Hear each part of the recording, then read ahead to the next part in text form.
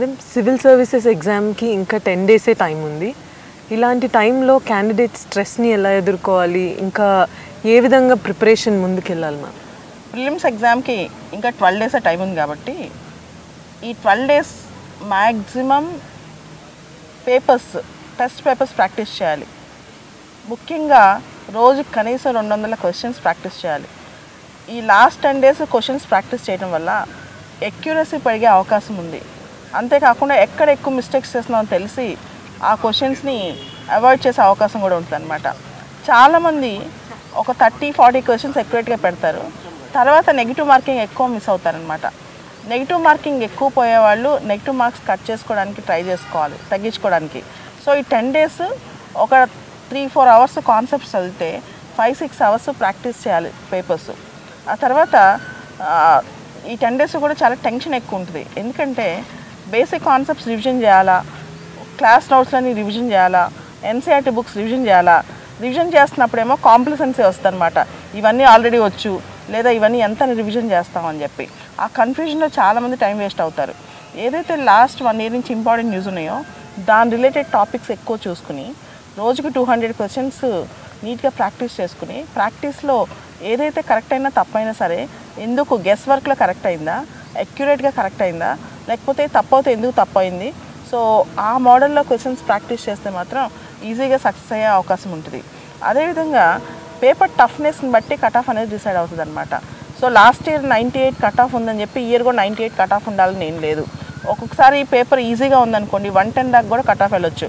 కాబట్టి పేపర్ టఫ్నెస్ని బట్టి negative marks పెట్టుకోకుండా రావాలి. చాలామంది వెళ్ళిపోయి 100 పెట్టి రావటం అలాంటివి చేస్తారు. అలా కాదు, పేపర్ బాగా టఫ్గా ఉంటే ఒక 10 క్వశ్చన్లు 15 క్వశ్చన్స్ జనరల్ కేటగిరీ వాళ్ళు వదిలేసినా తప్పలేదు. ఎందుకంటే నెగిటివ్ మార్కింగ్లో మార్కులు ఎక్కువ కోల్పోయే అవకాశం ఉంది కాబట్టి. కాకపోతే పేపర్ ఈజీగా ఉందనుకోండి అప్పుడు 80-90 వరకు వెళ్ళాలి.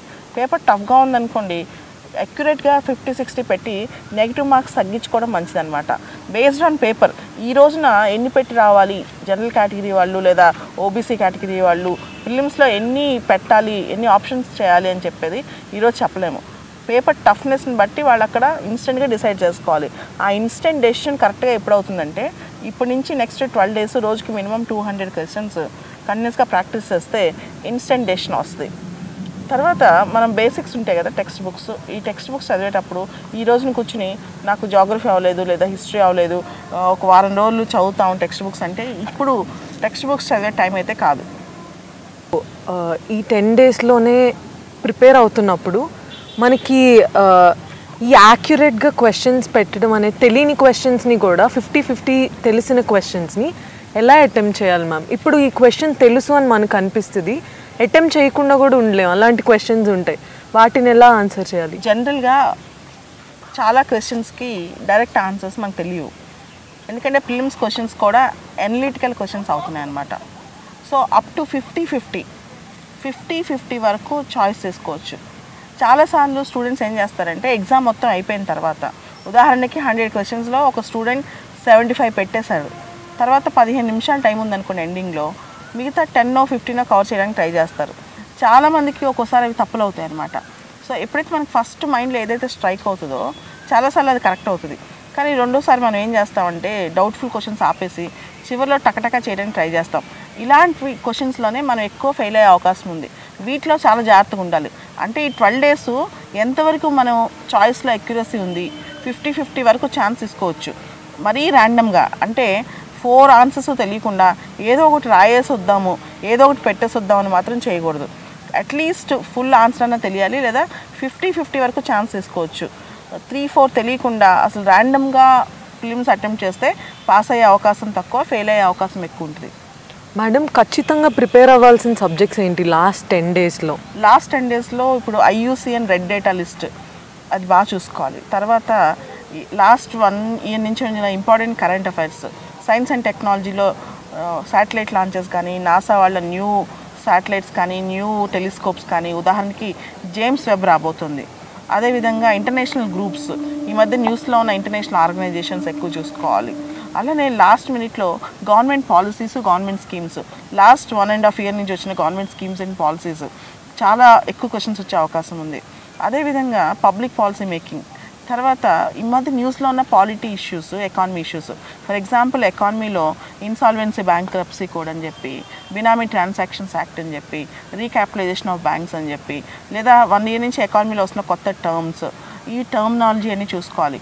అదేవిధంగా హిస్టరీలో, మోడర్న్ ఇండియాలో వీటిలో ఈ మధ్య 100 years, 125 years ఇలాంటివి జరిగినాయని చూసుకోవాలి. పాలిటీలో ఉదాహరణకి మనీ బిల్ ఉంది, డైరెక్టివ్ ప్రిన్సిపల్స్ కొన్ని ఉన్నాయి. సో ఎప్పుడైనా రెగ్యులర్గా వచ్చే క్వశ్చన్స్ ఉంటాయి అనమాట. డైరెక్టివ్ ప్రిన్సిపల్స్లో క్వశ్చన్స్, ఫండమెంటల్ రైట్స్లో క్వశ్చన్స్.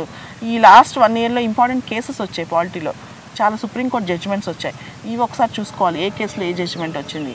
అదేవిధంగా మన జాగ్రఫీలో అట్లాస్ బాగా చూసుకోవాలి.